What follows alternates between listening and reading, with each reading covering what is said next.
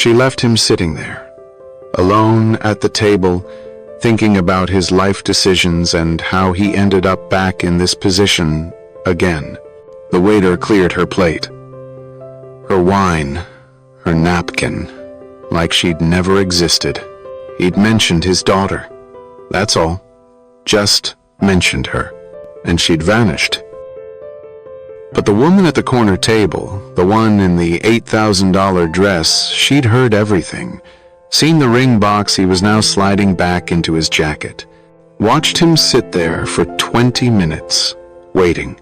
She walked over, sat down in the empty chair, and said the most insane thing he'd ever heard. "I need a husband. Would you marry me tonight, if necessary?" He laughed. She didn't. 3 hours later, he was signing a marriage contract in the back of a Bentley, still wearing the same clothes he'd been rejected in, wondering how being abandoned at dinner had somehow led to a woman worth $50 million putting a ring on his finger. The real question wasn't why she'd asked. It was why she'd been waiting for someone exactly like him to be humiliated first. Daniel Harper hadn't been on a date in 2 years, not since Sarah died. His sister had finally worn him down, created the profile, set up the match. "You need to get back out there," she'd said. "Emma needs to see you happy." The restaurant was nice. Too nice.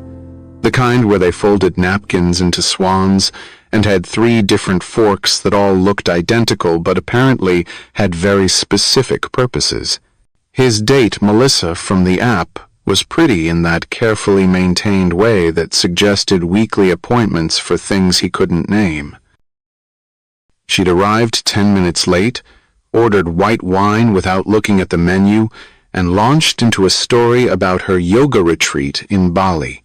Daniel listened, smiled at the right moments, tried not to check his phone even though Emma was at a new babysitter's. Everything was going fine. Not great, not terrible, just fine. Then Emma called. "I'm so sorry," he'd said to Melissa, seeing his daughter's face on the screen. "It's my daughter. Just 1 second." "Of course," he'd answered, keeping his voice low. "Hey, sweetheart. Everything okay? Daddy, Mrs. Chen says I can't have cookies before bed, but you said I could have one if I brushed my teeth extra good, remember?" "I remember. Put Mrs. Chen on, okay?" 30 seconds. That's all it took. A quick word with the babysitter, a promise to Emma about pancakes tomorrow, and I love you to the moon and back. When he'd hung up, Melissa's expression had changed completely. "You have a daughter?" "Yes, Emma. She's 6. Your profile didn't mention that." Daniel felt his stomach drop. "I'm sure I thought I marked the has children box." "How long have you been divorced?" "I'm not. I mean, I'm widowed. My wife died 4 years ago." Melissa took a long sip of wine, set down her glass, dabbed her lips with the swan napkin. "Daniel, you seem lovely. Really. But I'm 29. I'm focused on my career. I'm not looking to be anyone's stepmother." "I wasn't. We're just having dinner." "A dinner that leads to another dinner, then another. Then 6 months from now I'm picking up juice boxes and attending school plays." She stood, gathering her purse. "I'm sorry. I should have been clearer about what I was looking for."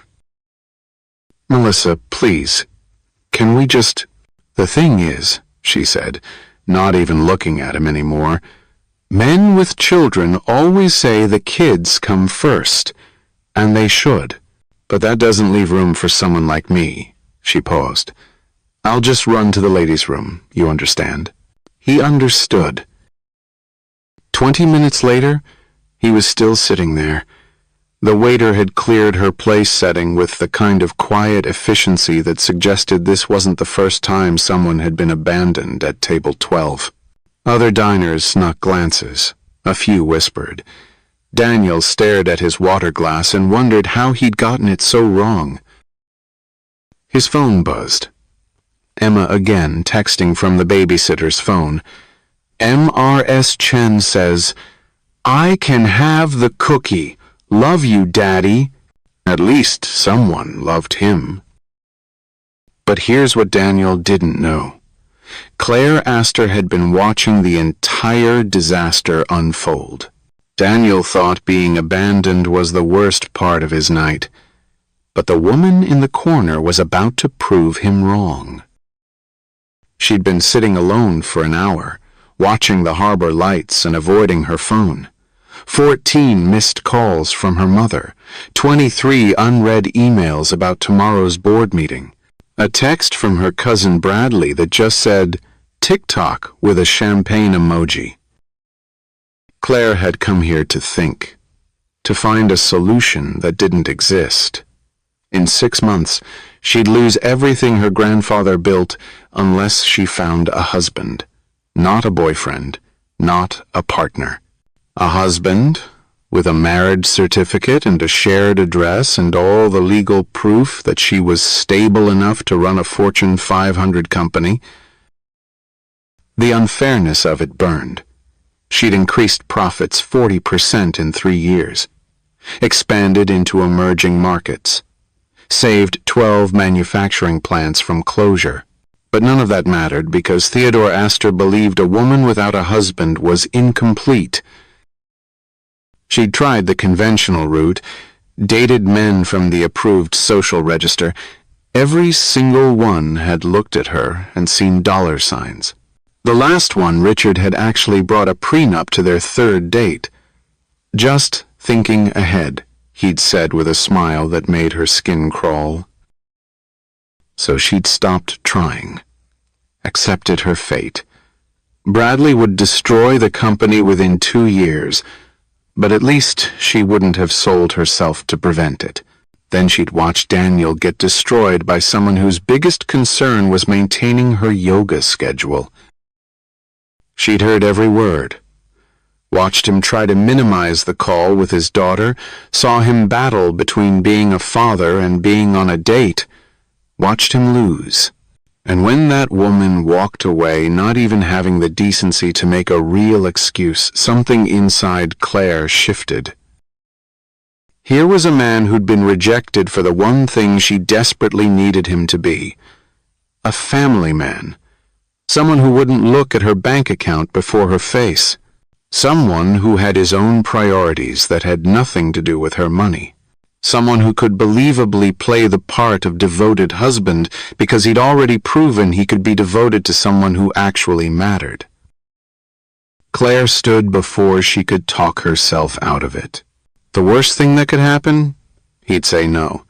She was used to people walking away. But maybe, just maybe, she'd found someone who needed her exactly as much as she needed him. "Would you like to finish your drink?" Daniel looked up at her like she'd spoken in tongues. His eyes were tired, embarrassed, the kind of green that reminded her of summer lawns at her grandfather's estate. "I'm sorry? Your wine. It seems a waste to let it go unfinished." She sat down without invitation. "Though I suppose your evening's already been wasted, so what's one more thing?" "Look, I appreciate whatever this is, but I'm really not in the mood for pity." "Good. I don't offer it." Claire poured herself wine from his bottle. "I do, however, have a proposition. If this is some kind of, I need a husband." The words landed like a judge's gavel. Final. Decisive. Absolutely insane. Daniel blinked. "I'm sorry?" "You heard me. I need a husband. Legally. Officially. Preferably before the end of the month." He laughed, sharp and disbelieving. "Is this a prank? Did Marcus set this up? Because if this is his idea of making me feel better about being ditched..." "I don't know, Marcus. I don't know you, which is precisely why you're perfect. Listen, I know what you're thinking. You're sitting there judging Daniel, wondering why he didn't just get up and leave. But let me ask you something. When was the last time you had a real opportunity fall into your lap? And did you take it? Or did you run because it seemed too good to be true? Before you answer, maybe you should subscribe. Because if you don't, you'll never know what choice you would have made in his position.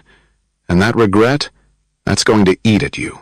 I'm not trying to manipulate you. I'm trying to save you from wondering what if every time you see a couple that shouldn't work but does. Daniel studied her. Really looked for the first time. Everything about her screamed money, the kind of money that came with drivers and private jets and problems regular people couldn't imagine. You're serious? Desperately. Why me? Why not someone from your world? He gestured vaguely at her designer everything. Because everyone in my world wants what I have. You? You just want someone to stay through appetizers when you mention your daughter. The accuracy stung. You were listening? I was observing. There's a difference. She leaned forward.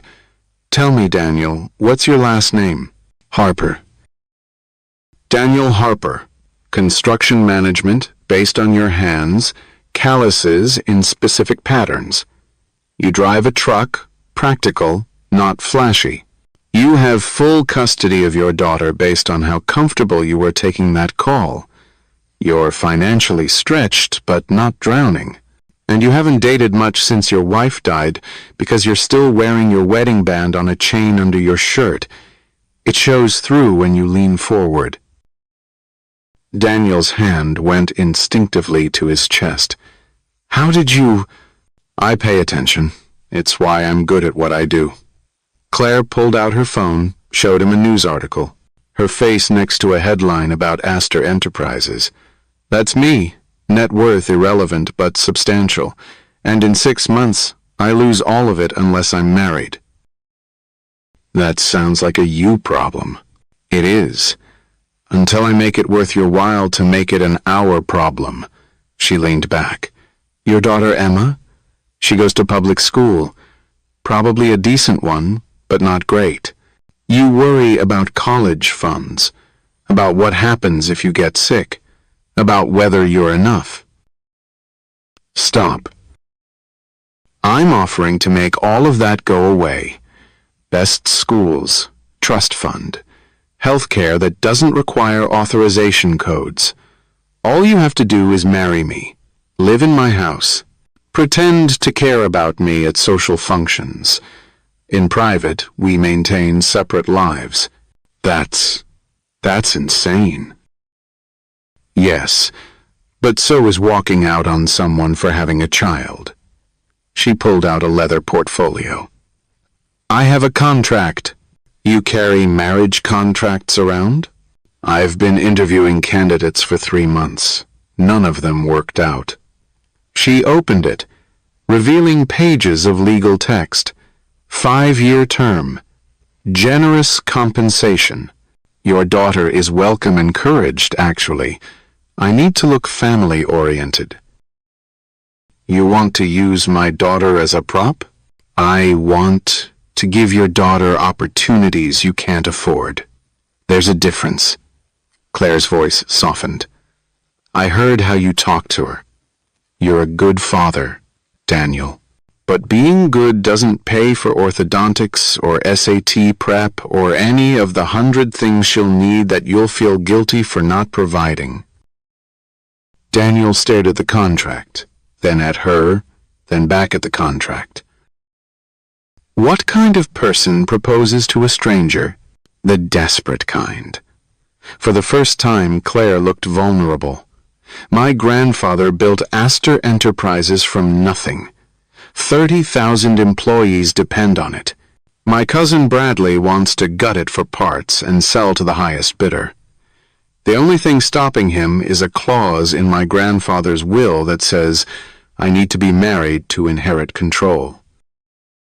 So change the will. Can't. Ironclad. Believe me, I've had lawyers looking for loopholes for 2 years.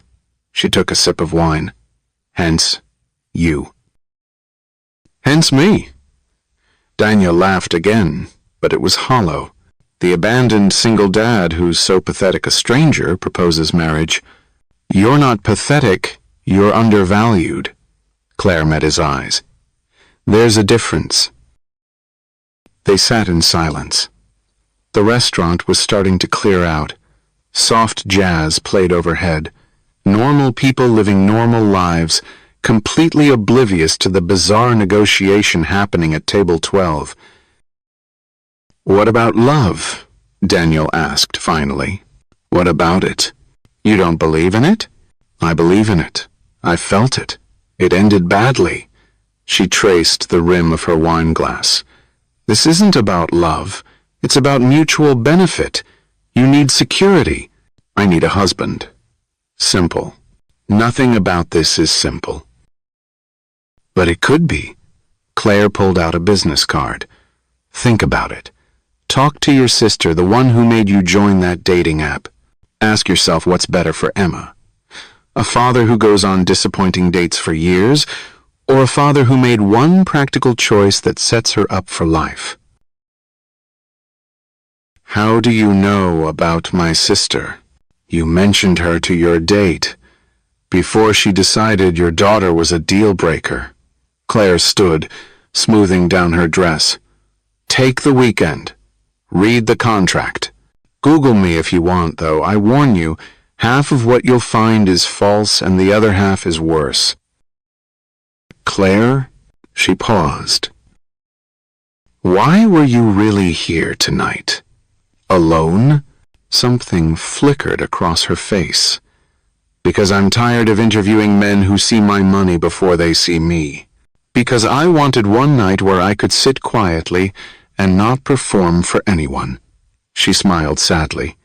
Instead, I ended up proposing to a stranger. So clearly, I'm handling my grandfather's death very well. When did he die? 2 years ago. Left me everything and nothing at the same time. She placed the contract on the table. My number's in there. If you're interested, call by Monday. If not, I'll find someone else. And if I say yes, then we get married next week. Small ceremony. Your family. What's left of mine. We move you and Emma into my townhouse, separate wings. Don't worry. And we spend 5 years proving that a woman can run a company without a husband's permission, even if she technically needs one. She started to leave, then turned back. For what it's worth, Daniel, that woman was an idiot. Any person who runs from a man who loves his daughter that much doesn't deserve either of you. Then she was gone, leaving Daniel with a contract, a business card, and the strangest offer he'd ever received. He sat there for another 10 minutes, staring at the papers. The smart thing would be to throw them away, chalk this up to the weirdest night of his life, go home, kiss Emma goodnight, and pretend none of this happened. Instead, he found himself reading. The terms were... generous wasn't the word. They were transformative. Not just money, though, there was plenty of that. Educational funds, healthcare, a house, separate wings, as promised. Even a clause about family dinners at least 3 times a week for authenticity. His phone buzzed. A selfie from Emma, grinning with her cookie, chocolate on her nose. What would Sarah say? His late wife had been practical above all else. Security matters, she used to tell him. Love doesn't pay bills. But marrying a stranger for money? That was a different level of practical.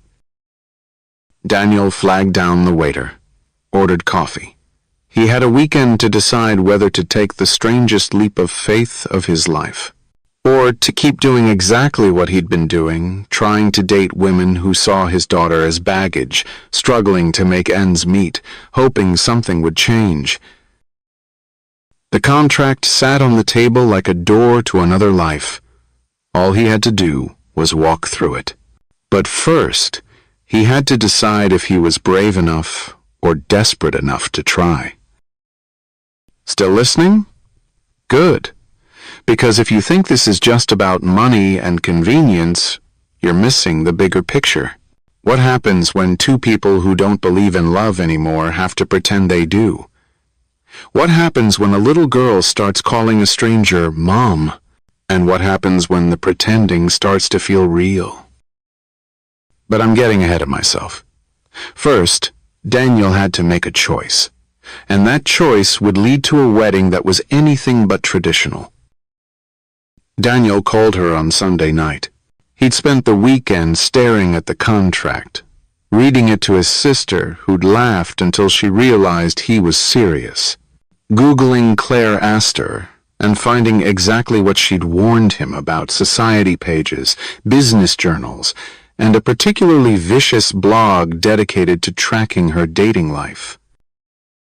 Harper, he'd told Emma when she asked what he was reading. Just work stuff, baby. But Emma had looked at the photo on his laptop screen, Claire at some charity gala, diamonds at her throat, and said, "She looks sad." Kids see things adults miss. When Claire answered the phone, she sounded surprised, like she'd expected him to vanish the same way everyone else had. "I have conditions," Daniel said without preamble. "Of course you do. Emma doesn't call you Mom. Not unless she wants to. She sets the pace for whatever relationship you two have." Agreed. We maintained separate bedrooms. No pretending behind closed doors. The East Wing is entirely yours. And I keep working. I'm not going to be some kept man who lunches while you... Daniel. Her voice was patient. I'm not buying a pet. I'm hiring a partner. Of course you'll work. He exhaled. Looked at Emma's school photos on the wall. The crack in the ceiling he'd been meaning to fix for 3 years. The stack of bills marked final notice that he'd hidden under a magazine. Then, yes. Yes? Yes, I'll marry you. The silence stretched so long he thought she'd hung up. Then, I'll have the lawyers expedite the license. Can you be ready by Friday? This Friday? As in 5 days from now? Is that a problem? Daniel laughed. Actually laughed at the absurdity of it all. No problem. Just tell me where to show up. Actually, Claire said, and for the first time she sounded uncertain, I should probably meet Emma first, before we proceed. You want to meet my daughter before our wedding but after our engagement? When you put it like that, it sounds backward. This whole thing is backward. Tuesday dinner, she suggested. Your place. I'll bring dessert. You want to come to my apartment? Unless you'd prefer neutral territory, but I thought Emma might be more comfortable at home. Daniel looked around his living room. Toys scattered everywhere. Crayon art on the refrigerator. Nothing that belonged in the same universe as Claire Astor's diamonds. It's not what you're used to. That's the point, Claire said quietly. I'll see you Tuesday. Therefore, 48 hours later, Daniel was frantically cleaning his apartment while Emma watched cartoons, occasionally offering helpful commentary like, Daddy, you missed a spot. And why are you using the good towels? The doorbell rang at exactly 6 o'clock. Claire stood in his hallway wearing jeans. Actual jeans. Designer, probably, but still. Her hair was pulled back in a ponytail, and she carried a bakery box that smelled like heaven. "Chocolate cake," she said. "I cheated and asked your sister what Emma likes." "You called my sister?" "I'm thorough." She paused at the threshold. "May I come in?" Emma appeared behind Daniel's leg, studying their visitor with 6-year-old intensity. "Are you the sad lady from Daddy's computer?" Claire blinked, knelt down to Emma's level. "I suppose I am. Are you the cookie negotiator from the phone call?" Emma giggled. "Mrs. Chen said I was very persistent. Persistence is an admirable quality." Claire held out the cake box. "I brought a peace offering." "What's a peace offering?" "It's chocolate cake for people who might become friends." Emma considered this. "I accept your offering." But Daniel didn't know that Claire had spent 3 hours in a bakery, nearly in tears, trying to remember the last time she'd done something as normal as picking out a cake. Dinner was easier than it should have been. Claire helped set the table, complimenting Emma's crayon placemats. She ate Daniel's spaghetti without mentioning that he'd forgotten to salt the water. She listened to Emma's elaborate story about classroom guinea pig drama with genuine interest. And then Melissa, not the nice Melissa, the mean one, said that Mr. Whiskers liked her better, but that's not even true because he bit her finger when she tried to give him a carrot wrong. "How do you give a carrot wrong?" Claire asked. "You have to give it sideways, not pointy end first. Everyone knows that." "I didn't know that." Emma patted Claire's hand sympathetically. "That's okay. You probably didn't have guinea pig class in fancy school." Daniel nearly choked on his water. "Emma, it's true," Claire said seriously. "They tragically neglected guinea pig education at boarding school. I'm woefully unprepared for carrot distribution." Emma beamed. "I can teach you." After dinner, while Emma showed Claire her extensive stuffed animal collection, introducing each by name and preferred bedtime story, Daniel watched from the doorway. Claire sat on Emma's tiny bed, treating each stuffed animal introduction like a corporate merger. "And this is Mr. Floppity. He likes stories about space, but not aliens because they scare him." "Noted. No aliens for Mr. Floppity." "Do you have stuffed animals?" "Not anymore." "Why?" Claire hesitated. "I gave them away when I thought I was too old for them." "That's silly. Daddy says you're never too old for things that make you happy." "Your daddy sounds wise." "He is. He just pretends he's not." Emma leaned in conspiratorially. "Are you going to marry him?" Daniel stepped forward, but Claire held up a hand. "Would that be okay with you, if I married your dad?" Emma scrunched her face, thinking hard. "Would you live with us?"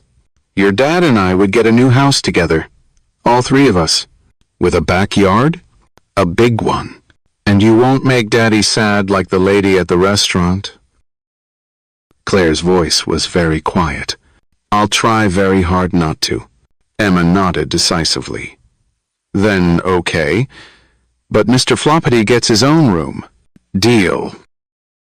"You know what? If you're not subscribed by now, you're missing the point. This isn't just a story. It's about to become a masterclass in how children see through every adult pretense. Emma's about to ask Claire something that will change everything. Hit subscribe. Then comment below, what do you think Emma's going to ask? Because I guarantee it's not what you expect. Later, after Emma was asleep, Daniel and Claire sat on his couch with coffee. The fancy cake, which had indeed been chocolate heaven, sat decimated on the coffee table. "She's wonderful," Claire said. "She's everything. Daniel picked at a loose thread on the couch. I need you to understand that. Emma comes first. Always. In every decision, every choice, every... Daniel. Claire set down her mug. That's why I chose you. You keep saying that, but you haven't really explained what you mean. Claire was quiet for a long moment. Outside, a siren wailed past. The upstairs neighbors started their nightly argument about whose turn it was to walk the dog. My grandfather had 3 children, she began. My father, Uncle James, and Aunt Patricia. Patricia died young, cancer. Uncle James had Bradley, and my father had me. She paused. Had being the operative word. He died too? No. He just decided I was a disappointment when I refused to marry the senator's son at 22. She smiled without humor. Cut me off completely. Haven't spoken in 13 years. But you run his father's company. Grandfather never forgave him for abandoning me. Changed his will to skip a generation. Everything to me if I met certain conditions. She pulled her legs up under her, suddenly looking younger. Marriage being the main one. Why? Because he was from a different time. Believed a woman needed a husband to be complete. Ironic, considering he built the company while my grandmother raised his children alone. Daniel studied her. You could have married anyone. Why go through this elaborate process? I tried the traditional route, dated appropriate men. Every single one saw dollar signs. She met his eyes. Do you know what it's like to catch someone Googling your net worth during the appetizer course? To overhear them calculating how much the prenup should be worth? To realize they've practiced their proposal speech with the same precision as a business presentation? No. The last one, Richard, brought a profitability analysis to our 4th date. Showed me how our partnership would enhance both our portfolios. Her laugh was bitter. He'd even calculated the optimal number of children for tax purposes. Please tell me you're joking. 2, by the way, spaced 3 years apart. He had a spreadsheet. Just then, Daniel understood. Not completely, not yet, but enough to see why she'd approached a stranger in a restaurant rather than continue the charade with men who saw her as a merger opportunity. So you decided to find someone who needed you for purely practical reasons. I decided to find someone who had their own reasons for saying yes. Someone who wouldn't pretend to love me for my money. She looked around his apartment, the mismatched furniture, the crayon art, the bookshelf held together with duct tape. Someone who had more important things to worry about than my bank account. And you picked me because I got dumped. I picked you because you didn't chase after her. Daniel frowned. What? When that woman left, you could have followed, could have begged, could have tried to convince her that Emma wouldn't be a burden. Claire leaned forward, but you didn't. You sat there, dignified in your humiliation, because you knew anyone who saw your daughter as an inconvenience wasn't worth chasing. It wasn't dignity. It was shock. It was priorities. She stood, gathering her purse. Tuesday, your sister will watch Emma. We'll meet with lawyers, sign papers, get the license. Friday, we get married. Small ceremony at the courthouse. Your family, my assistant, maybe a photographer to make it official for legal purposes. You've thought this through. I've had 2 years to plan. She paused at the door. Daniel, thank you for saying yes. Thank me in 5 years when this is over. Right. When this is over. She left. and Daniel stood in his doorway, watching her driver help her into a car worth more than his entire building. In 4 days, he'd be married to her, living in her world, pretending to belong somewhere he didn't.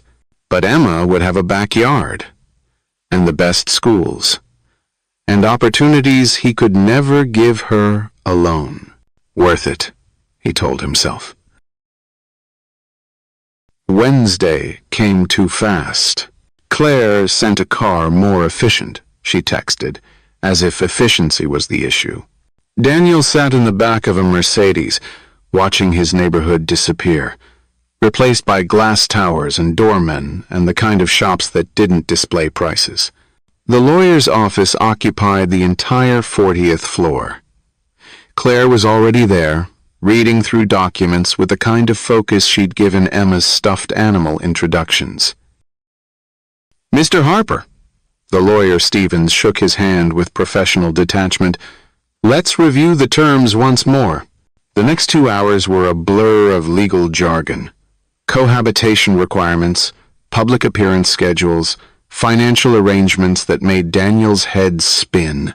Claire had thought of everything, even a clause about maintaining reasonable displays of affection in public. "How do you define reasonable?" Daniel asked. "Hand-holding, occasional kisses, nothing that would raise questions," Stevens replied. "There's a manual?" "Page 47, Claire said without looking up. She was joking. Probably. But then came the parts that mattered. Emma's education fund, not just private school, but college, graduate school if she wanted, studying abroad. Medical insurance that covered everything from braces to therapy to experimental treatments. A trust fund that would ensure she never had to check price tags or skip opportunities because of money. "This is generous," Daniel said. "It's necessary." Claire finally looked at him. "If we're doing this, we're doing it right. Emma deserves everything I can't give her. Everything we can give her together." She signed her name with decisive strokes. "Your turn." Daniel took the pen, hesitated. "Second thoughts?" Stevens asked. "Third and fourth thoughts." But he signed anyway. For Emma, for the future, for the chance that maybe, just maybe, this insane plan would work.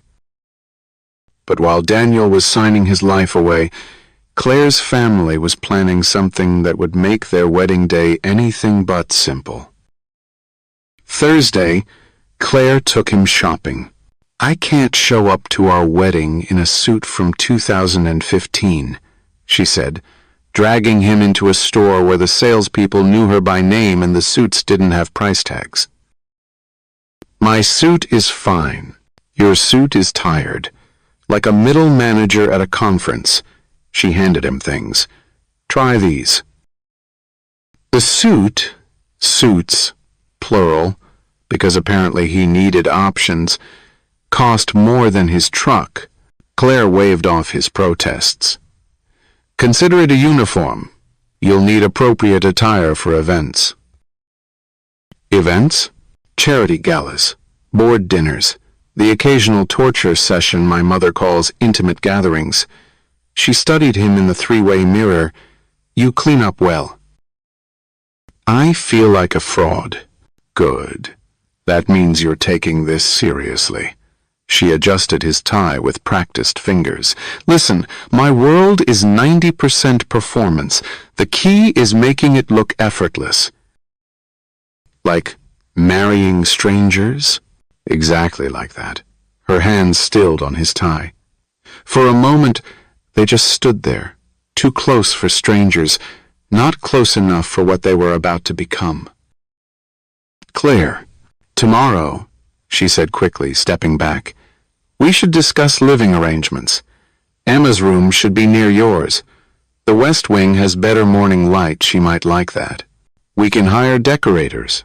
Let her choose everything. Make it an adventure rather than a displacement."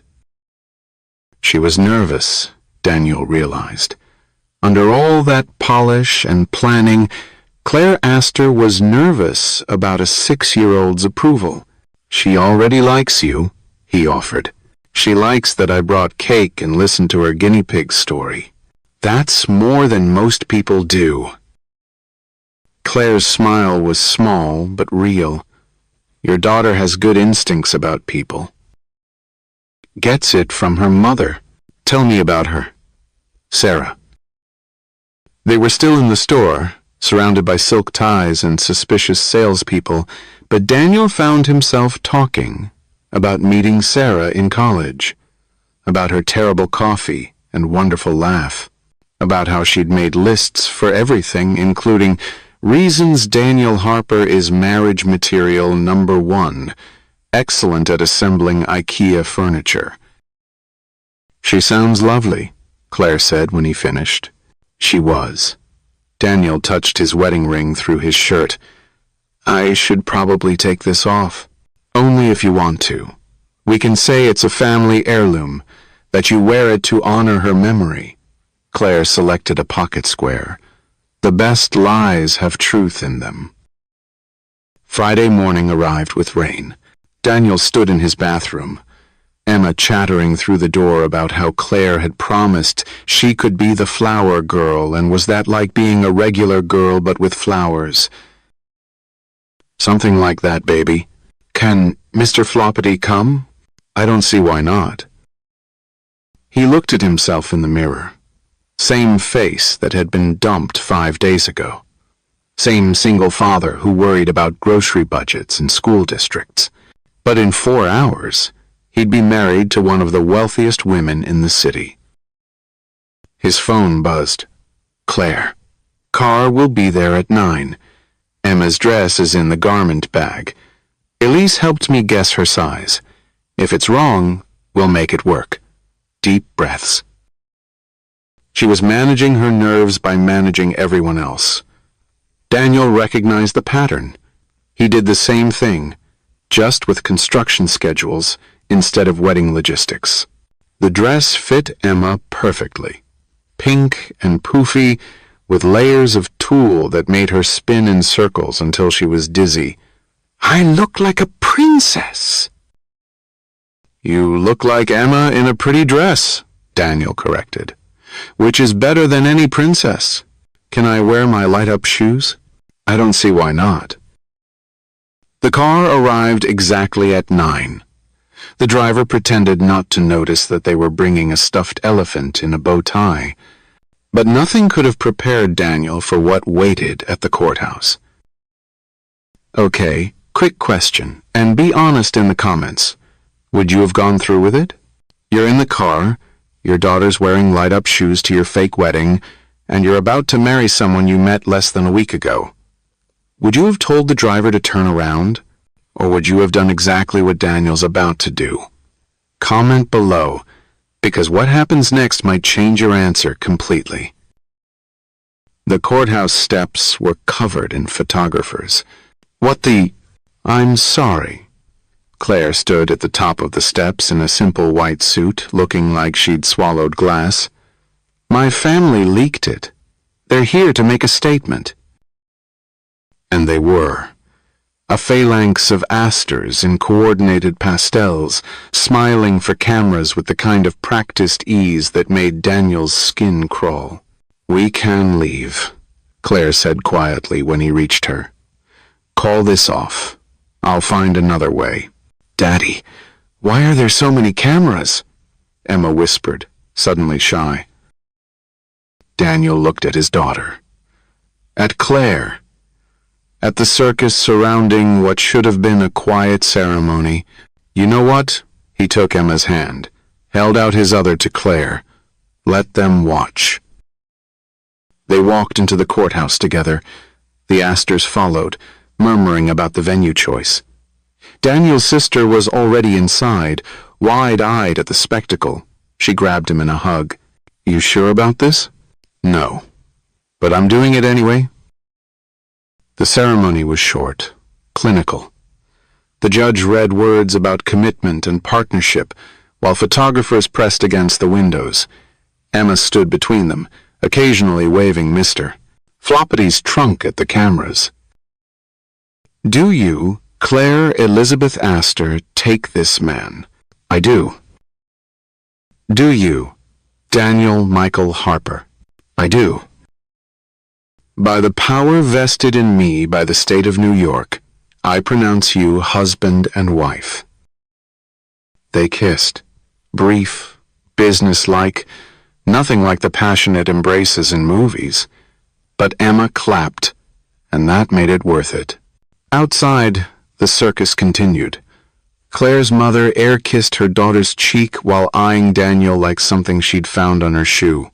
Her cousin Bradley made snide comments about fortune hunters until Claire shut him down with a look that could freeze hell.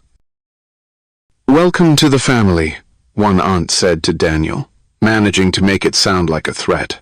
But Claire kept his hand in hers, smiled for photos, answered questions with practiced ease. And when one photographer asked Emma to step aside, "Just the couple, sweetheart," Claire's voice went steel. She's part of the couple. She stays. And that's when Daniel realized he'd married someone who might actually understand what family meant, even if she'd never really had one. The reception was at Claire's townhouse. Daniel had expected a mansion. She could afford one. Instead, they pulled up to a brownstone that looked almost normal from the outside. Almost. Inside was different. Understated wealth in every detail. Art that belonged in museums. Furniture that looked simple until you realized it was older than the country, but also empty. No family photos. No personal touches. Like a very expensive hotel. "Your room is upstairs," Claire told Emma, who was starting to droop from excitement. "Want to see?" The room was pink. Explosively, enthusiastically pink, with a canopy bed and a bookshelf already filled with stories and a window seat perfect for reading. And in the corner, a special bed just for Mr. Floppity. Emma's gasp was worth every awkward moment of the day. "Is this really mine?" "All yours," Claire confirmed. "We can change anything you don't like." Emma threw her arms around Claire's waist. "I love it. Can Daddy see?" They toured the rest of their wing. Daniel's room, masculine, understated, with a bathroom bigger than his old living room. An office he could use for work. A sitting area that connected their spaces for family time, Claire explained. "And where's your room?" Emma asked. "Oh, I'm in the East Wing. Through there." She pointed down a hallway that might as well have been in another country. "But I thought you might want your space while we all adjust." Emma frowned. "But married people sleep in the same room. Melissa's parents do, and Jorge's. And every family is different," Daniel interrupted. "Claire and I just need bigger spaces for all our stuff." "What stuff? You only brought 3 boxes." Claire knelt down. "Emma, can I tell you a secret?" Emma nodded solemnly. "I snore. Terribly. Like a freight train. Your dad was too polite to say he needed his own room, but really, it's for his safety." Emma giggled. "Daddy snores too. Maybe that's why you're married. You can't keep anyone else awake." The tension broke. They made it through dinner, ordered in, because Claire admitted she couldn't cook and Daniel was too exhausted to try. They made it through bedtime, Emma insisting on showing Claire her complete bedtime routine, including the specific voices required for story time. They made it to the living room, where Claire poured wine and they sat on opposite ends of a couch that probably cost more than his annual salary. "Thank you," she said finally, "for today, for not running when you saw the photographers, for letting Emma, She stopped, started again. Just thank you. It's what we agreed to. No, we agreed to a courthouse wedding, not a media circus. Not my mother's passive aggression. Not Bradley's smirk. She took a sip of wine. You handled it well. I've worked construction for 15 years. I've dealt with worse than your cousin. Bradley's special. He's been planning to take over since we were children, has a whole presentation ready about modernizing the company. She made air quotes, which means selling off the profitable divisions and letting the rest die. Why does he get it if you're not married? Because he has a wife and 2 children he ignores, and a man which apparently makes him more qualified despite the fact that I've been running the company for 3 years. Her voice was bitter. Grandfather was progressive in some ways, prehistoric in others. But now you're married. Now I'm married. She raised her glass. To a man I met 5 days ago who's sitting in my living room trying not to calculate how much the couch costs. Am I that obvious? The cushions are stuffed with down from ethically sourced geese, if that helps. It really doesn't. They laughed, drank wine, talked about nothing important until the weight of the day caught up with them. I should check on Emma, Daniel said finally. Of course, I have emails, work, you know. He found his daughter sprawled across her new bed, Mr. Floppity clutched in her arms. She'd kicked off her light-up shoes but still wore her flower girl dress. Daniel gently changed her into pajamas, tucked her in properly. Daddy? She mumbled, half asleep. Yeah, baby? I like Claire. She's nice. Yeah, she is. Are you happy? Daniel kissed her forehead. I'm happy you're happy. That's not the same thing, Emma said with 6-year-old wisdom. Then she was asleep again. Daniel stood in the doorway, watching his daughter breathe in her princess room.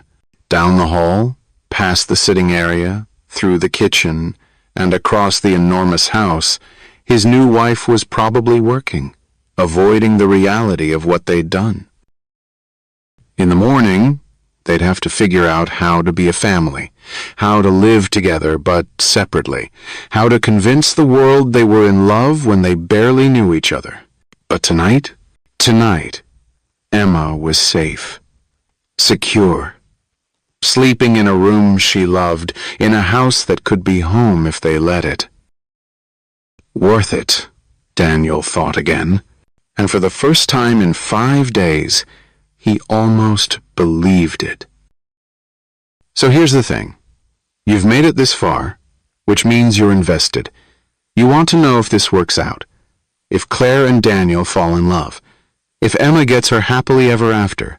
But what you don't know yet is that someone in Claire's family has been planning something.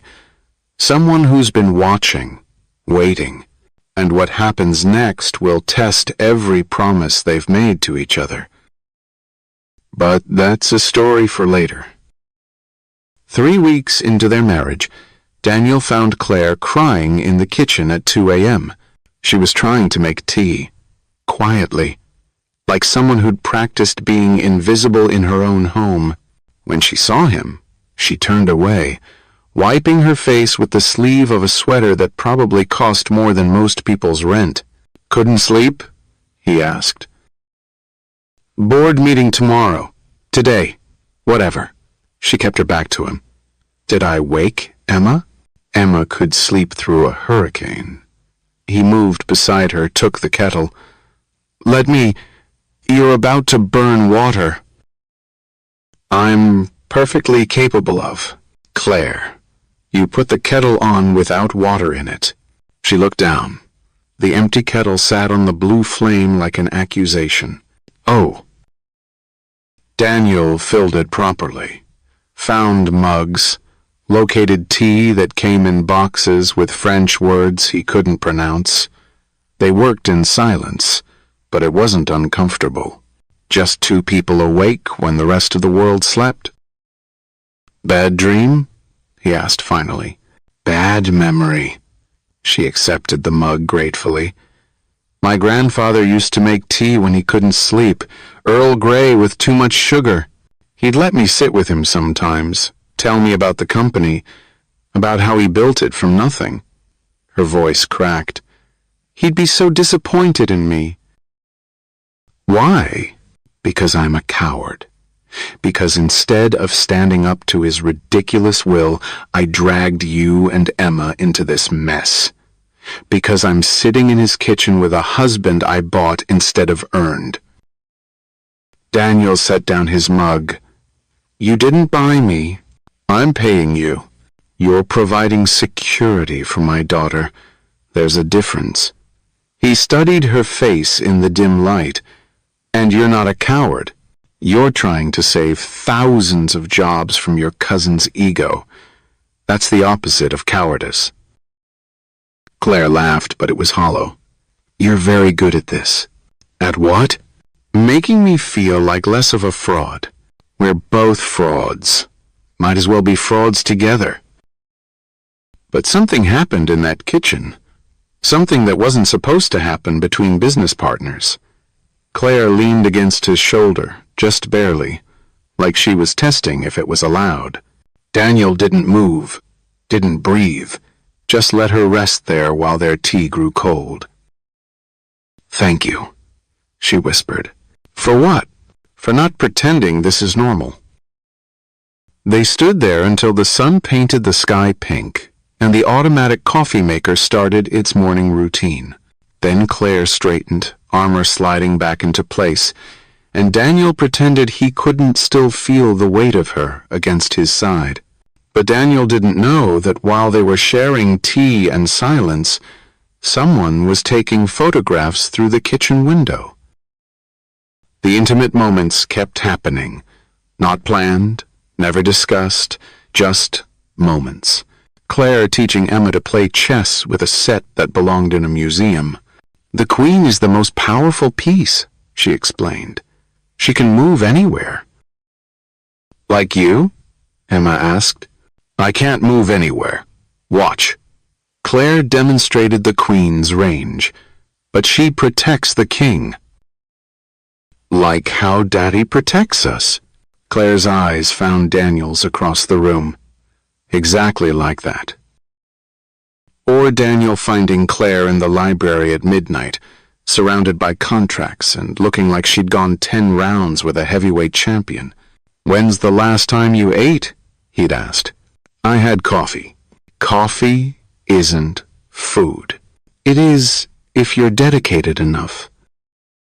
So he'd made sandwiches. Nothing fancy, just turkey and Swiss the way Emma liked them. Claire had eaten like someone who'd forgotten food existed, and they'd sat on the library floor reviewing contracts together. Daniel might not understand international trade law, but he understood exhaustion, understood the weight of carrying everyone else's expectations. "This clause is ridiculous," he'd said, pointing to a section about import tariffs. "Welcome to my world. Everything is ridiculous. We just pretend it makes sense." She'd leaned back against the couch, closed her eyes. "Sometimes I fantasize about running away, buying a small house, somewhere nobody knows my name, getting a normal job." "What would you do?" "I don't know. Something with my hands, gardening maybe, creating something instead of just moving money around." She'd opened her eyes. "What about you? If you could do anything?" "Architecture. I love building things, but I'd love to design them more." "Why don't you?" "School costs money, time, things single fathers don't have excess of." Claire had made a note in her phone. Daniel thought nothing of it, until application materials for Columbia's architecture program showed up 3 days later. Claire, it's part of the contract. Educational opportunities for both parties. She hadn't looked up from her newspaper. Page 63, subsection J. You added that after we signed. Prove it.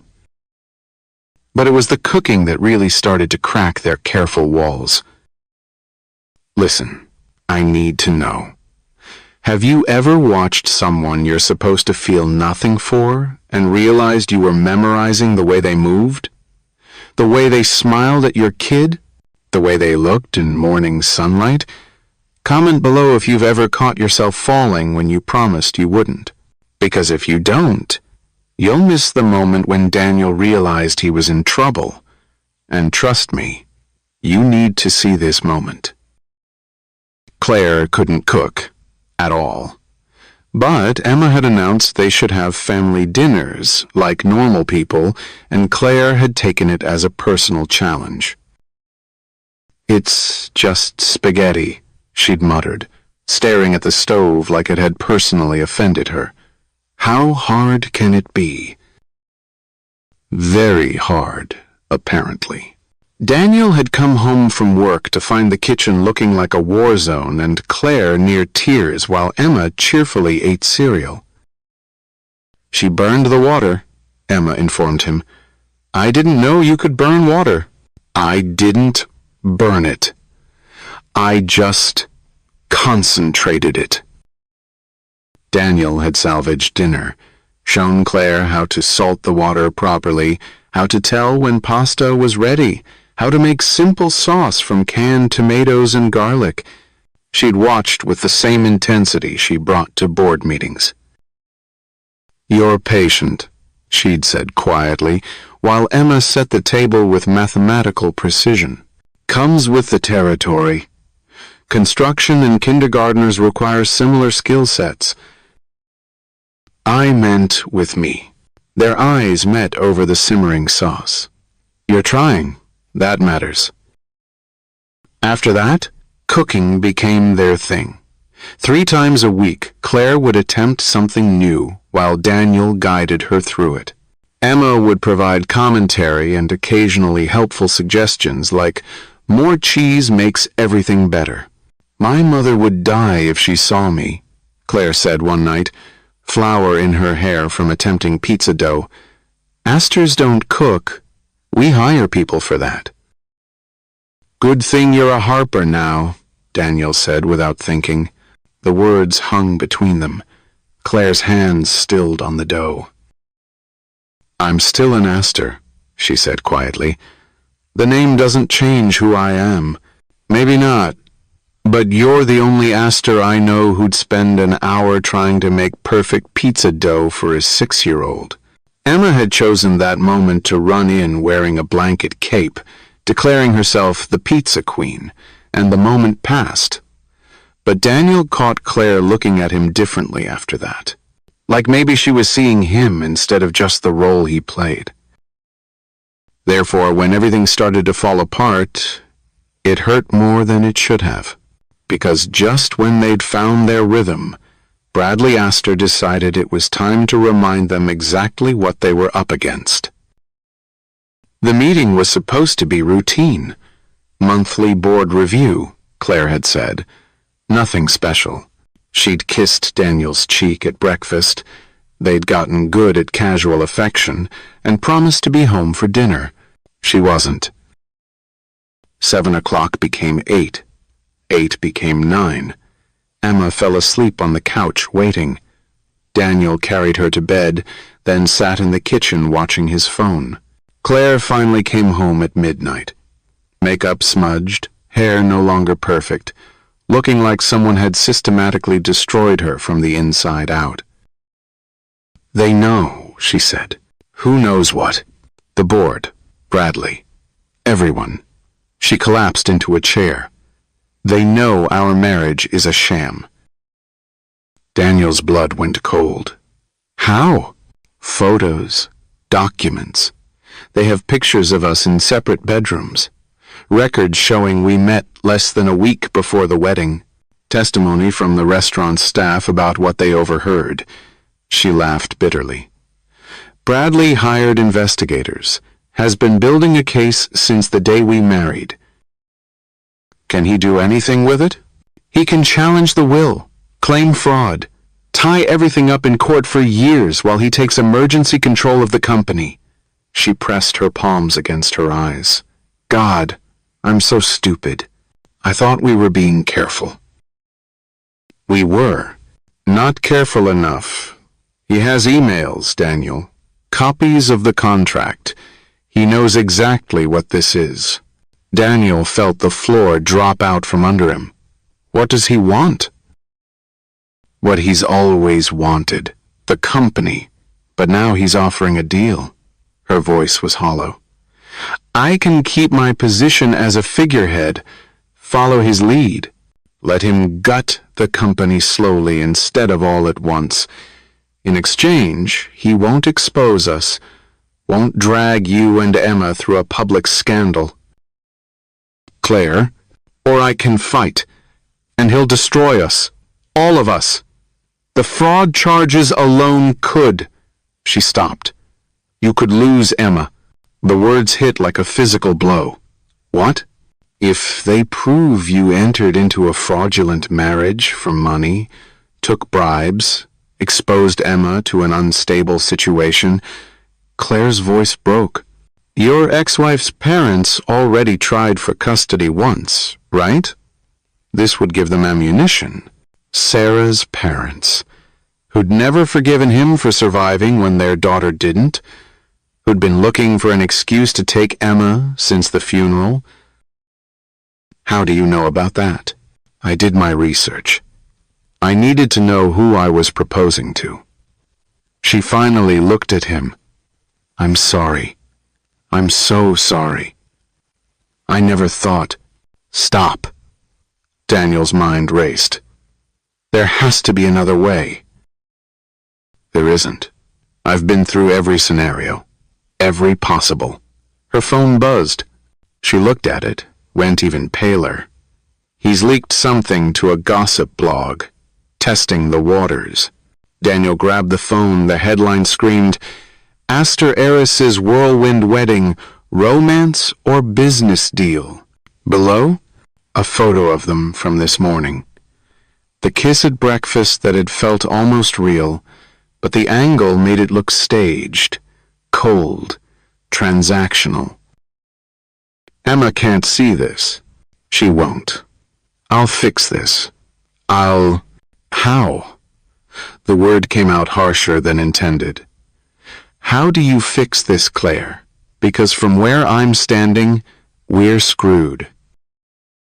She flinched. In 3 weeks of marriage, he'd never sworn at her, never raised his voice.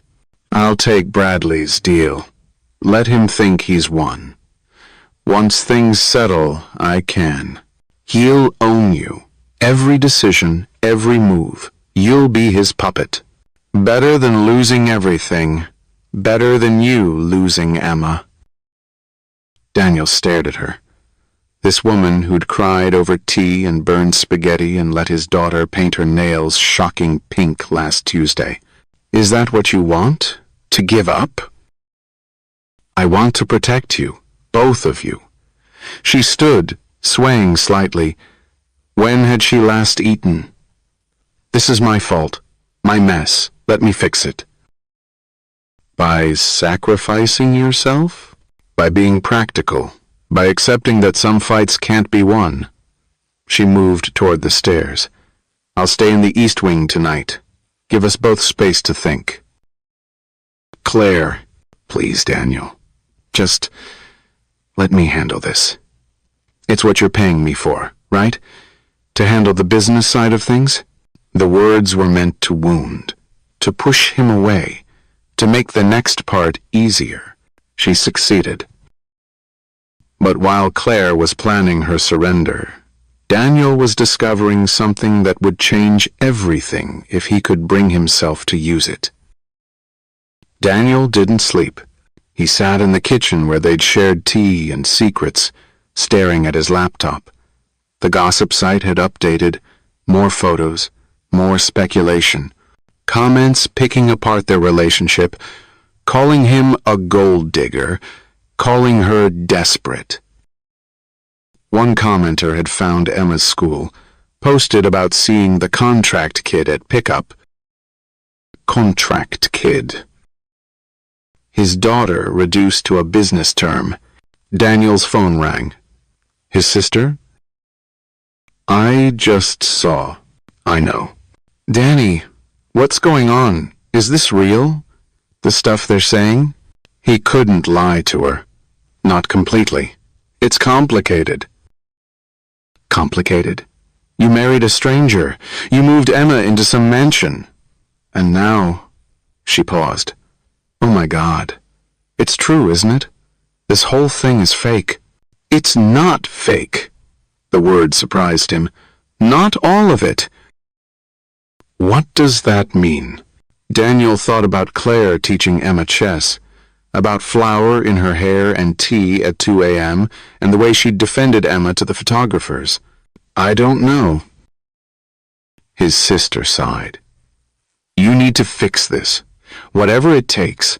That little girl doesn't deserve to be dragged through scandal because you made a desperate choice. She was right. Emma didn't deserve any of this. Daniel made a decision. The next morning, he got Emma ready for school like normal. Pretended not to notice Claire's door still closed.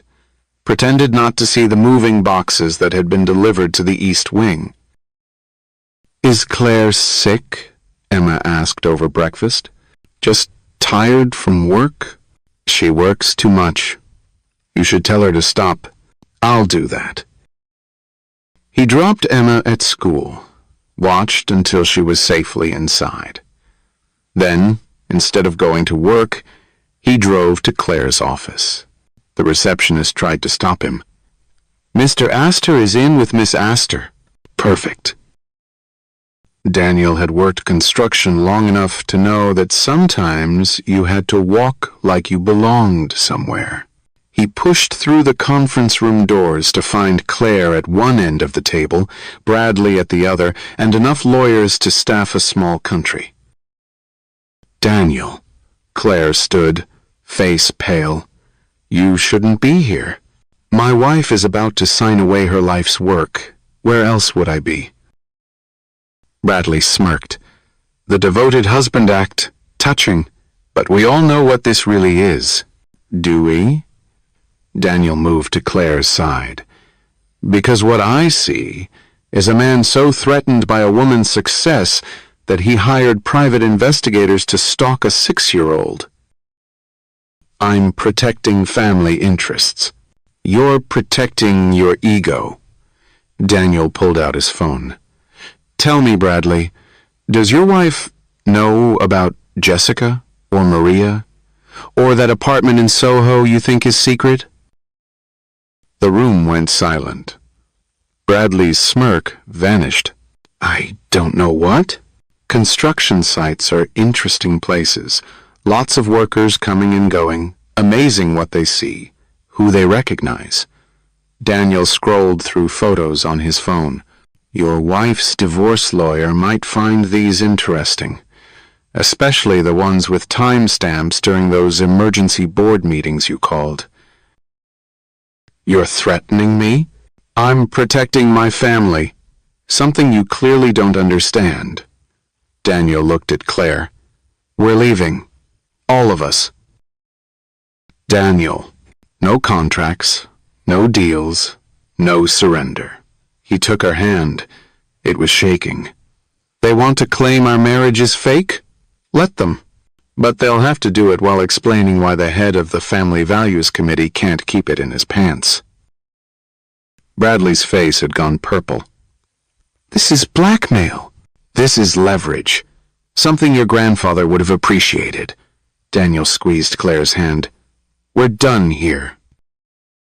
He led her out, past the gaping lawyers, past the stunned receptionist, into the elevator where Claire finally breathed. How did you... My foreman's brother does security for that building. Mentioned seeing Bradley there months ago. I made some calls last night. The elevator opened. I'm sorry. I know you don't like messy tactics. Claire kissed him. Not for show, not for cameras. Just kissed him, right there in the lobby of her building, like he was the only thing keeping her upright. Thank you, she whispered against his mouth. We're not done, he warned. Bradley will regroup. Come back harder. I know. She pulled back, but didn't let go of his hand. Daniel, I need to tell you something. If you've made it this far without subscribing, I have to question your commitment to happy endings. Because what Claire's about to reveal will either destroy everything they've built or give them a reason to fight for it. Real love? Or just desperation? Comment your prediction below. But honestly, if you don't subscribe after what Daniel just did, you're basically saying you're okay with Bradley winning. And that's just wrong. Hit subscribe. Then tell me, would you have played that card? Or would you have let Claire sacrifice herself? The contract, Claire said as they stood on the sidewalk. I destroyed it last week. Daniel stared. What? Burned it. In the fireplace. After Emma asked if she could call me Aunt Claire because Mom is saved for someone special, but Aunt means you choose to love someone. Her voice broke. I couldn't stand it anymore. This piece of paper defining us, reducing us to terms and conditions when Emma was offering me something real. Claire, I know it was stupid, impulsive. Without the contract, you could leave any time. Take Emma and go, and I'd have no recourse, no protection. She met his eyes. But I didn't want protection anymore. I wanted... Daniel kissed her this time. In broad daylight, on a busy street, while people walked around them and taxis honked and the city carried on its chaos. When they broke apart, Claire was crying. We should go home, Daniel said. Together? Where else would we go? But as they walked to the car, Daniel's phone buzzed. Sarah's mother. We heard about the scandal. This is exactly what we were afraid of. Our lawyer will be in touch about revisiting custody arrangements. The ground shifted under his feet again. Claire must have seen his face change. What is it? He showed her the text. Watched her read it. Watched her face crumble. Daniel, I don't. He was so tired. So fucking tired of fighting battles on every front. Just don't. They drove home in silence. The townhouse felt different now, contaminated by threats and lawyers and the possibility of loss. Daniel went straight to his room, Claire to hers. The careful progress of 3 weeks erased in a single morning. That night, he found her packing. What are you doing? The smart thing. Finally. She folded a sweater with mechanical precision. If I leave, if we annul this based on fraud, then you're just a victim of my scheme. Sarah's parents have no case. Bradley gets what he wants. Everyone wins. Except you. I'm used to not winning. Another sweater, another perfect fold. It's fine. I'll be fine. Stop it. Stop what? Stop pretending this doesn't matter. Stop acting like you can just walk away and be fine. He grabbed the sweater from her hands. Stop lying to both of us. I'm not. You burned the contract, Claire. You let Emma paint your nails. You learned to make her favorite breakfast even though you can barely boil water. You think that's all pretense? It has to be. Her voice was small. Because if it's not, if this is real, then I'm about to lose everything that matters. And I can't. She stopped, breathed. I can't lose you both. Not when I'd just figured out what having a family feels like. The words hung in the air. Truth, finally. Messy and painful and everything their contract had tried to avoid. Then don't leave, Daniel said. Your daughter, our daughter. She became ours the moment she asked to call you Aunt Claire. The moment you chose her over those photographers. The moment you sat through 47 bedtime stories about unicorns without complaint. Daniel, I'm in love with you. The words came out wrong, too fast, too desperate, but true. I know that breaks every rule we set. I know it complicates everything. But I fell in love with you, and I think you fell in love with us, and maybe that's enough to fight for. Claire stared at him. Mascara smudged, hair wild. Nothing like the composed woman who'd proposed to him in a restaurant. Love doesn't win court cases, she whispered. No, but it's worth more than control of a company. He touched her face. Stay. Fight with us instead of for us. Let them come with their lawyers and investigations. We'll face it together. Together, she repeated like she was testing the word. All three of us. A real family. Messy and complicated, and nothing like what either of us planned. Claire kissed him. Salt from tears, sweet from hope. Perfect from practice at breakfast performances that had become real somewhere along the way.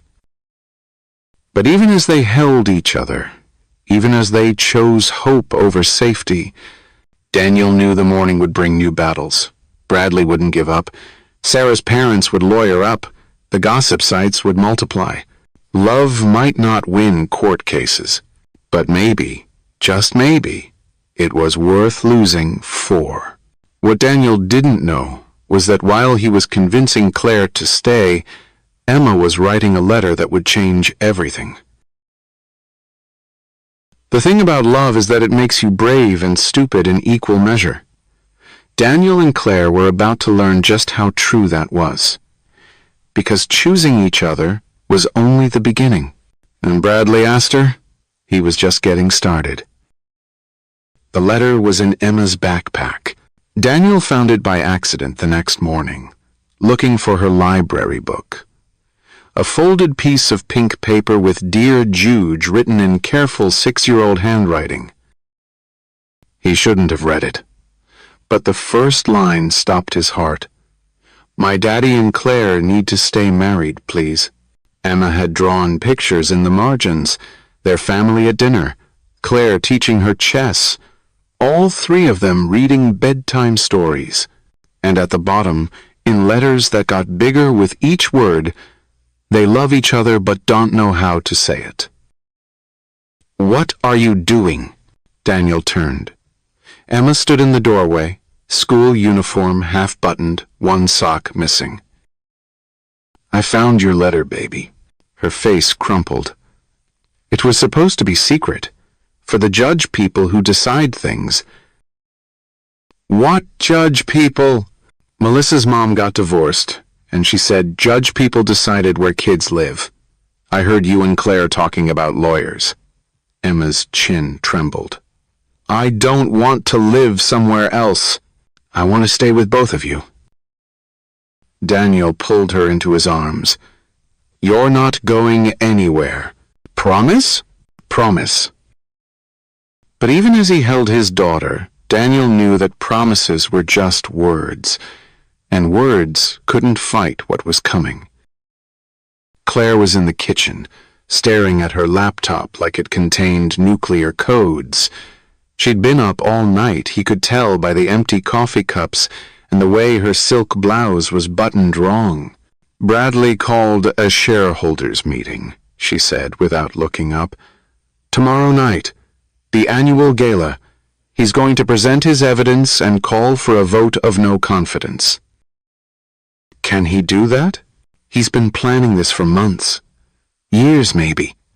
She finally met his eyes.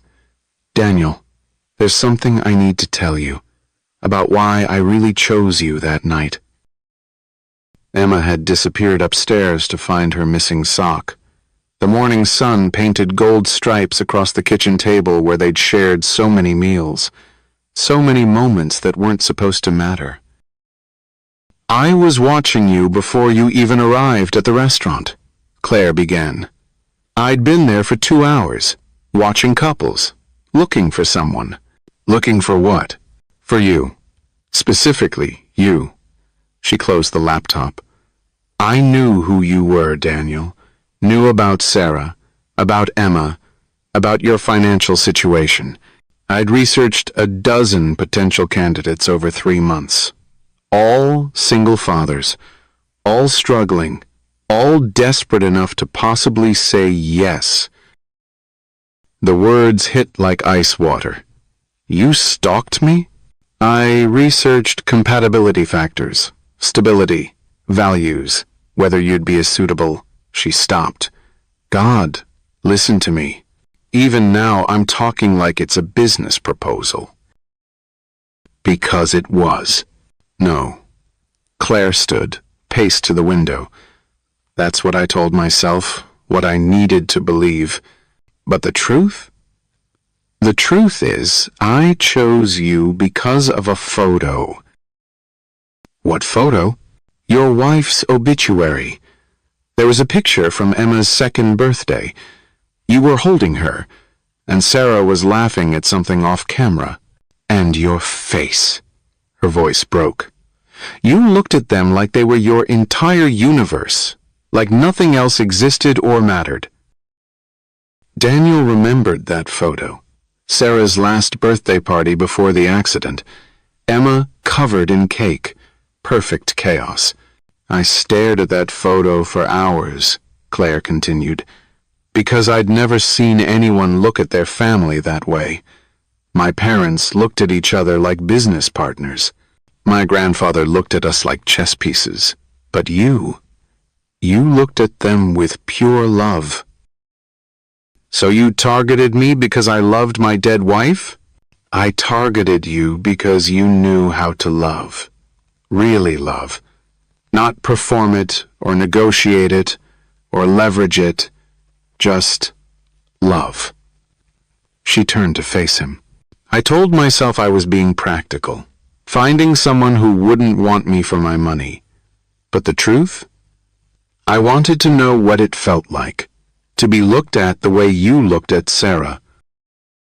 But Claire didn't know that while she was confessing, Bradley was meeting with Sarah's parents, showing them the photos he'd gathered.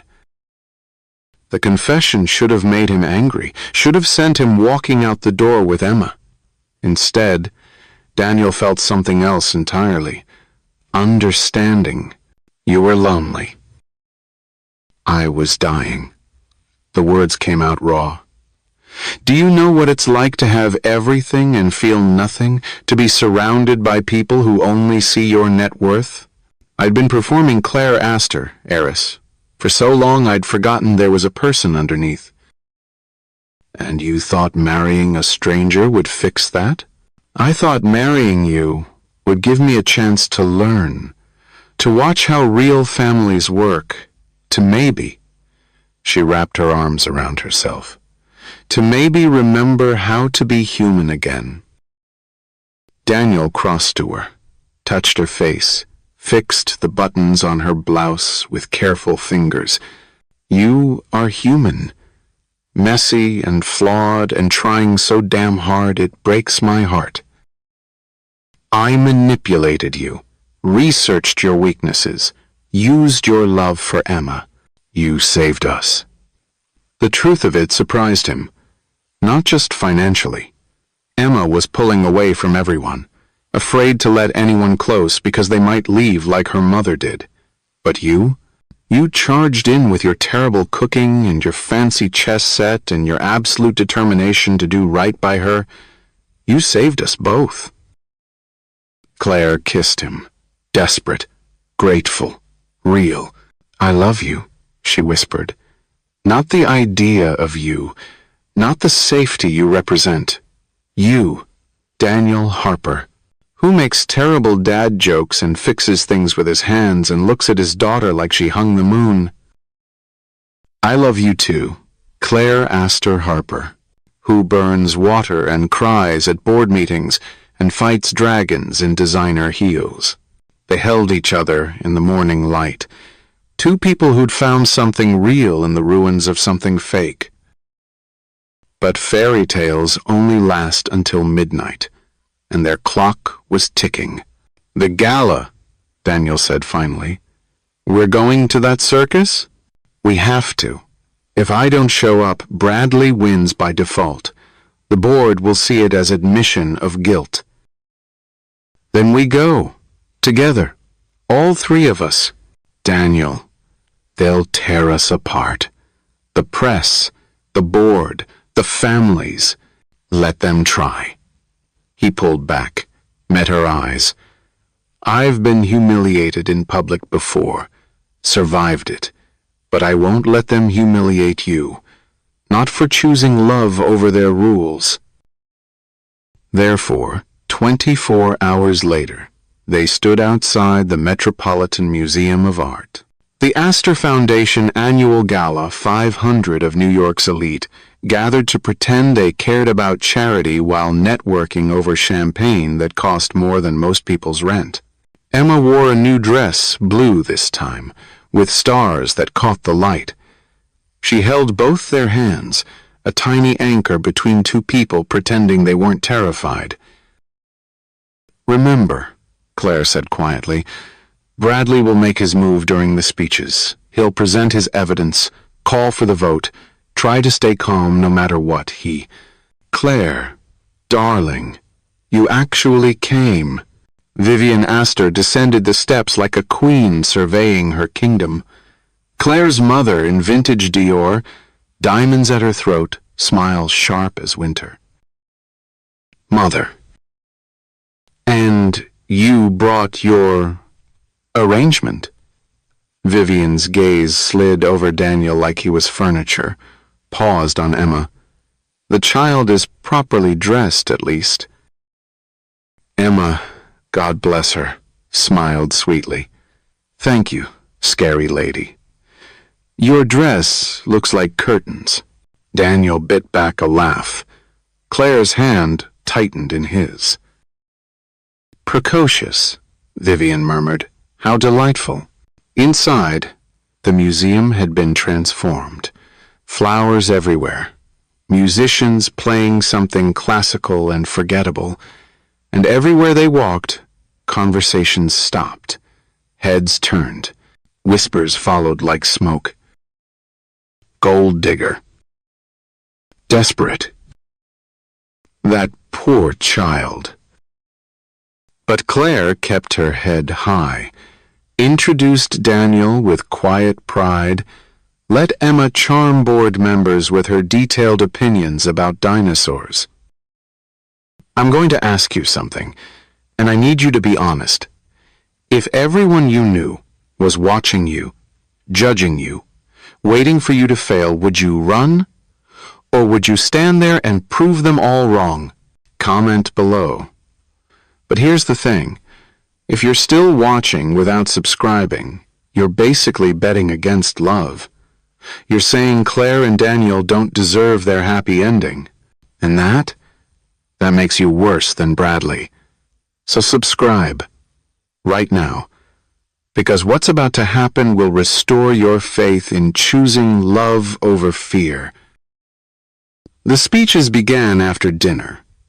One by one, board members talked about fiscal responsibility and family values and other pretty lies. Then Bradley took the microphone. Ladies and gentlemen, before we conclude tonight's festivities, I have a matter of urgent importance to discuss. The room stilled. Claire's hand found Daniel's under the table. The leadership of Astor Enterprises has always been about family, about integrity, about trust. Bradley's smile was poison. which is why it pains me to reveal that we've been deceived. The lights dimmed. A presentation screen descended. And there they were, the photos. Claire entering Daniel's apartment that first night. The contract visible on a restaurant table. Timestamps showing they'd known each other less than a week before marriage. This woman, Bradley continued, made a mockery of everything our family represents. Bought a husband like a commodity. Turned sacred vows into a business transaction. The room erupted. Gasps. Accusations. Camera phones appearing like weapons. But Bradley wasn't done. And this man? A new photo. Daniel at a construction site, looking tired. Looking ordinary. Looking nothing like the people in this room. He sold himself. Sold his child's stability. For money. That's enough. Emma's voice cut through the noise like a blade. She'd climbed onto her chair, small fists clenched, facing down 500 people without flinching. "You're being mean," she announced. "And lying.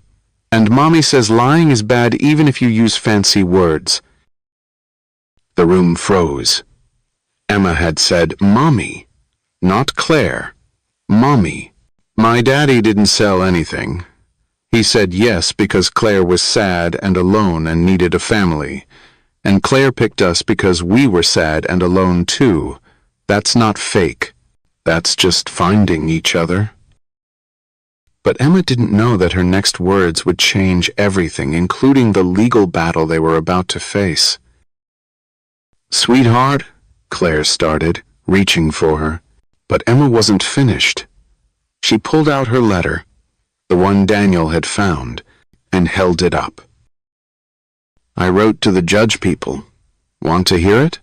Before anyone could stop her, she was reading, "Dear Judge, my daddy and Claire need to stay married, please.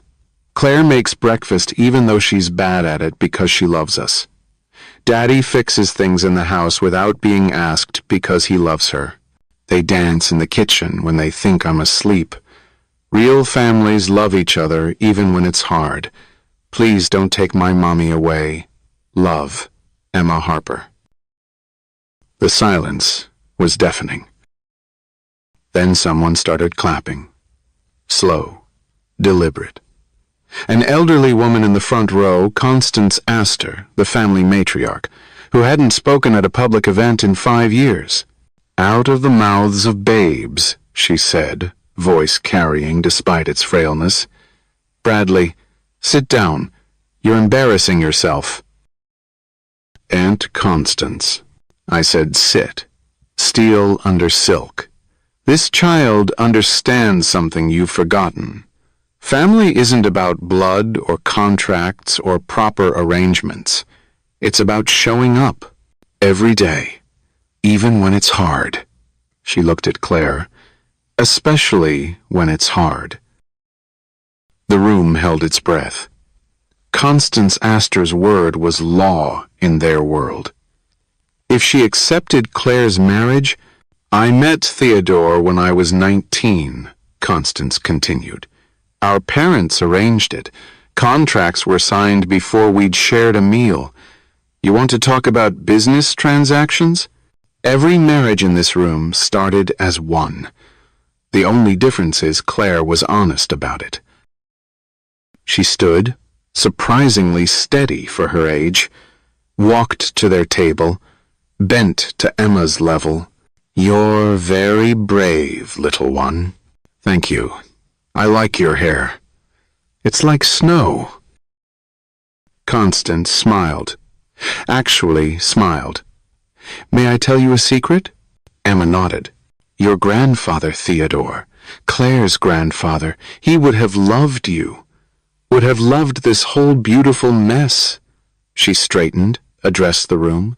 "The vote of no confidence is void. Anyone who disagrees can find another family to leech from. Bradley, that includes you." Bradley's face had gone from red to purple to white. "You can't."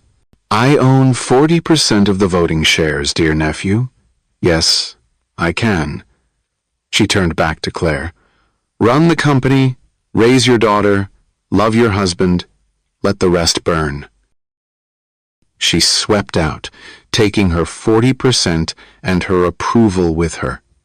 The room exploded again, but differently now. Congratulations mixed with confusion, the narrative rewriting itself in real time. But Daniel only had eyes for Claire, who was crying and laughing and holding Emma like she might disappear. Did we win? Emma asked. Yeah, baby. We won. Good. Can we go home? These shoes are pinchy. Home. They're home. All three of them. But as they gathered their things, Claire pulled Daniel aside. That's not enough, she whispered. What? Constance's approval. The board backing down. It's not enough. She looked at him with eyes that had seen beyond contracts and conditions to something real. You deserve more than a business arrangement that turned into love. You deserve the real thing. Claire, what are you... But she was already dropping to one knee, in front of everyone, in front of the cameras and the gossips and the entire New York elite. Daniel Harper, she said, loud enough for the room to hear. You were humiliated on a blind date. I offered you a contract. You offered me a family. But somewhere between burnt dinners and bedtime stories, you gave me something more. You gave me love without conditions, hope without guarantees, a reason to be better than the sum of my fears. The room had gone silent again. Even the musicians had stopped playing. I'm not offering you a contract, not offering security or arrangements or anything that can be negotiated. Her voice broke. I'm offering you my heart. Messy and damaged, but yours if you'll have it. Will you marry me? Again? For real this time? And just when Daniel opened his mouth to answer, someone else spoke first, someone they'd never expected to see again. Say yes, you idiot. Daniel turned. Jessica, the woman from the blind date, stood at the entrance. Still beautiful. Still polished, still everything she'd been that night. What are you doing here? Working. I'm an event photographer now. Funny how life works. She lifted her camera. I've been shooting this whole disaster, and you know what I see through this lens? A man who found exactly what he was looking for, just not how he expected to find it. She moved closer, voice dropping so only they could hear. I'm sorry. For that night, for running, for making you feel like you weren't enough. She glanced at Emma, who was watching everything with wide eyes. She's lucky to have you. Both of you. Then she was gone, back into the crowd, leaving Daniel standing between his past and his future. He looked at Claire, still on one knee. At Emma, bouncing with excitement, at the room full of people who'd never understand but no longer mattered. Yes, he said, simple, clear, true. Yes, I'll marry you. Today. Tomorrow. In 50 years when we're old and Emma's embarrassed by how much we love each other, yes. Claire launched herself at him, kissed him in front of everyone. Deep and real and full of promise. Emma tugged on his jacket. Does this mean we get cake again? Yeah, baby. All the cake you want. Good. But Claire still has to practice cooking. Her pancakes are getting better, but they're not quite right yet. The room laughed. Real laughter, not the polite society kind. And in that moment, in that museum full of art and artifice, something genuine bloomed. They went home together. Not to the townhouse that had felt like borrowed space, but home, where Emma's pictures covered the fridge, where Claire's contracts lived beside Daniel's blueprints, where burnt pancakes were made with love and bedtime stories required 3 voices. 6 months later, they married again. Same courthouse, same judge, but this time, the only witnesses were Emma and Constance and Daniel's sister. No photographers, no contracts, no conditions, just promises. Real ones. "I promise to love you when you burn dinner," Daniel said. "I promise to love you when you leave your socks on the bathroom floor," Claire countered. "I promise to love both of you forever, and also can I have a puppy?" Emma added. The judge, the same one from before, smiled. "I'll allow it." And so Daniel Harper, who'd been humiliated on a blind date, found himself married to a woman who'd asked him the most insane question at his lowest moment. But love was insane. Choosing to build a life with someone was insane. Believing in forever was insane. They chose insanity. Every day. In small moments and grand gestures. In burnt breakfasts and perfect dinners. In boardrooms and bedrooms and the spaces in between where real life happened. Emma did get her puppy, named him Mr. Floppity Jr. He ate one of Claire's contracts. No one minded. Claire kept running Astor Enterprises. But now she came home for dinner. Now she had reasons to leave the office. Now she had people who loved her for more than her net worth. Daniel went back to school. Architecture, just like he'd dreamed. Designed buildings that housed families, that created homes, that stood strong against whatever storms might come. And on quiet nights, when Emma was asleep and the city hummed outside their windows, they'd dance in the kitchen. No music, no audience. Just 2 people who'd found each other at the worst possible moment and decided to make it the best thing that ever happened. "No regrets?" Claire would ask. "Only one," Daniel would answer. "What's that?" "That I didn't order the creme brulee that first night. You were right, it was exceptional." She'd laugh. He'd spin her. And somewhere in the city, in a restaurant where blind dates went to die, a waiter would tell the story of the strangest proposal he'd ever witnessed. She just walked up and asked him to marry her. Right there. Can you imagine? No. Most people couldn't imagine. Most people wanted love to follow rules, to make sense, to fit in neat boxes marked appropriate and expected. But the best love stories? They started with someone brave enough to ask an impossible question, and someone desperate enough to say yes, and if they were very, very lucky, they ended with a family that wasn't supposed to exist, but did anyway, because Emma was right. Real families loved each other even when it was hard, especially when it was hard. And that was worth more than all the contracts in the world. So here's my question, and I really need you to answer this in the comments. What would you have done? If someone offered you everything you needed but nothing you wanted, would you take it? And if that something turned into everything, would you fight for it? Or would you have walked away that first night, gone home to your empty apartment, and wondered forever what might have been? The thing is, we all get chances. Moments where the universe offers us something that doesn't make sense. Most of us say no. We're too scared, too proud, too convinced that love should look a certain way. But Daniel said yes. And that yes led to burnt pancakes and boardroom battles and a 6-year-old who called a stranger mommy because she understood what the adults had forgotten. Love isn't about finding someone perfect.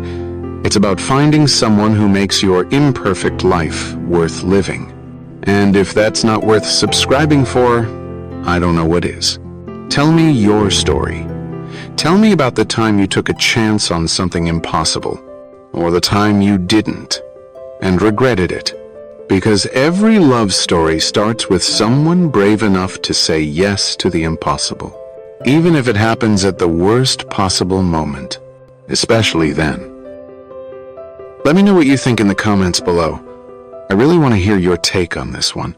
And if this story moved you, if you felt even a glimpse of truth in their pain, please take a moment to like this video. It helps more people like you discover stories that remind us what it means to feel. Don't forget to subscribe, because the next story might just be the one that stays with you forever. This was Obsidian Romance, where hearts remember what money forgets.